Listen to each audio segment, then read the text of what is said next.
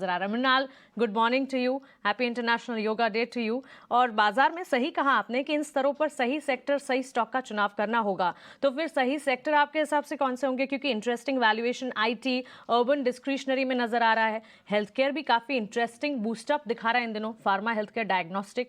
कौन से सेक्टर्स हैं आपके रिडार पर जिस पर फोकस किया जाना चाहिए और निवेश इन्वेस्टमेंट बास्केट का हिस्सा उसे बनाना चाहिए? बहुत बढ़िया सवाल। तो मानसी, मेरे ख्याल से रूरल फेसिंग बिजनेस बहुत इम्पोर्टेंट है। रूरल इकोनॉमी पिछला 3 साल से स्ट्रगल कर रही है, और अगर हम कंपनीज की अर्निंग ट्रांसक्रिप्ट देखें या वॉल्यूम्स देखें, तो मेरे ख्याल से रूरल बॉटम आउट कर गया है। और अगले 1 साल में रूरल साइड फेसिंग बिजनेसेस के वैल्यूएशंस अगर वॉल्यूम्स पिकअप करेंगे तो बहुत अच्छा मुनाफा दे सकते हैं। इसके अलावा मैं कहूँगा कि आईटी में अच्छे वैल्यूएशन उभर के आए हैं, सो सिलेक्टिवली आईटी भी देखा जा सकता है। अर्बन डिस्क्रिशनरी थोड़ा लैग के साथ इंटरेस्टिंग प्ले हो सकता है, और मैन्युफैक्चरिंग पार्ट ऑफ जो इकोनॉमी है वो कंटिन्यूज टू डू वेल। सो अगर आप ट्रेड डेटा भी देखेंगे तो उसमें machinery import, capital goods import जिसे कहा जाता है, काफी रोबस्ट तरीके से ग्रो कर रहा है, जिसका क्लियर इंडिकेटर है कि ये सिस्टम में कैपेसिटी क्रिएट हो रही है। सो हम एक केपेक्स मोड में हैं इकोनॉमी में, और ये केपेक्स जब ऑन स्ट्रीम आएगा, डिमांड को एड्रेस करेगा, तो एक मैन्युफैक्चरिंग लेड ग्रोथ हमको क्लियरली दिखेगी।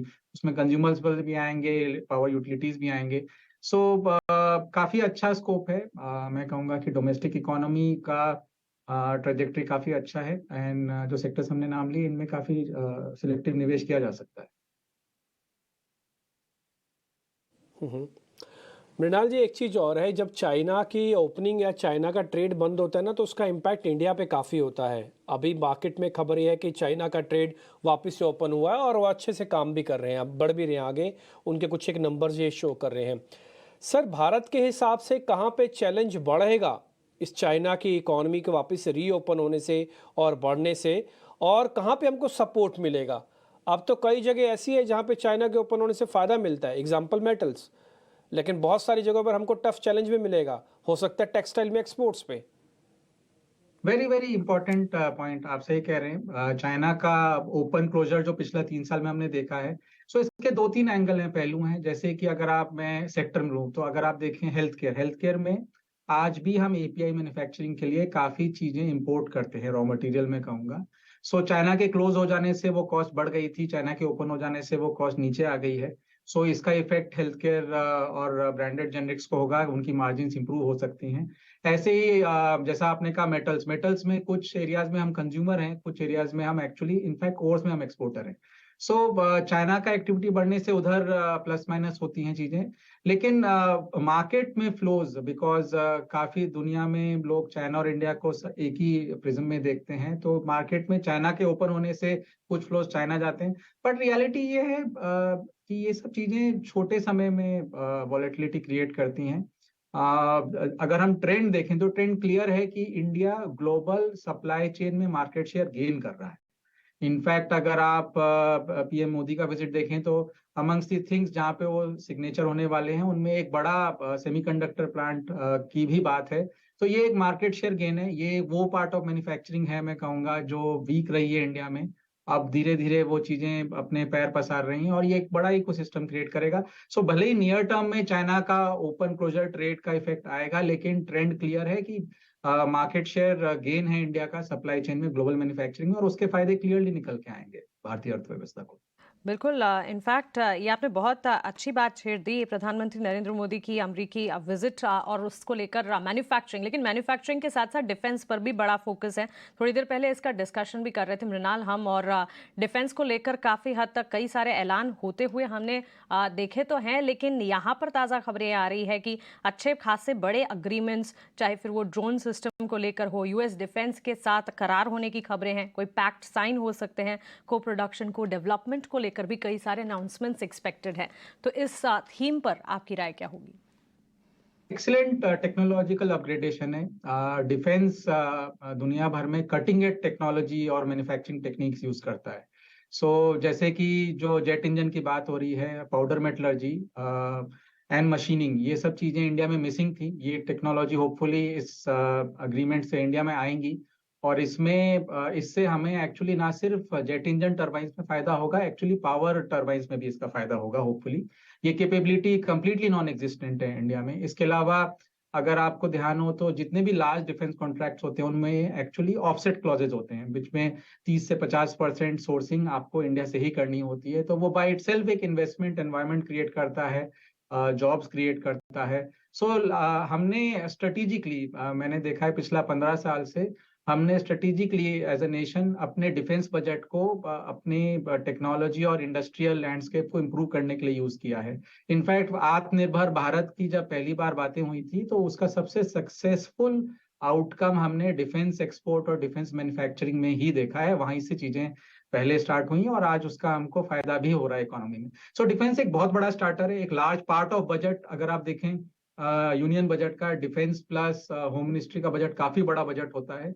और वो बजट अगर सरकार एक डोमेस्टिक इकोनॉमी को प्राइम करने में या टेक्नोलॉजी को अक्वायर करने में यूज करेगी तो उसके क्लियर बेनिफिट्स निकल के आते हैं इकोनॉमी को, और उसका commercialisation, job creation, economy value added clearly होता है। सो ये एक अच्छा स्टेप है, बट इसमें ये जानना जरूरी है कि ये चीजें लैग के साथ दिखेंगी, इमीडिएट नहीं दिखेंगी।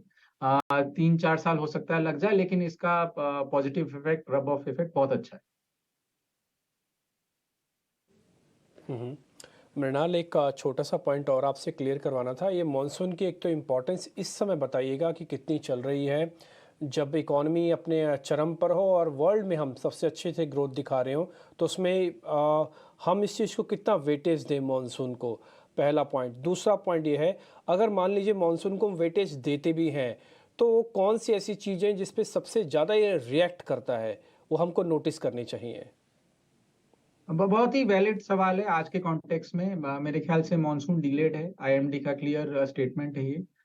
हफ्ता से 10 दिन डिलेड लग रहा है मॉनसून, बट इंटरेस्टिंगली सोइंग भी डिलेड है। So hopefully, I am hoping, I am not an expert on it, but I am hoping, and IMD का भी ये मानना है कि मॉनसून डिलेड है लेकिन आ जाएगा और डिस्ट्रीब्यूशन भी अच्छा रहेगा।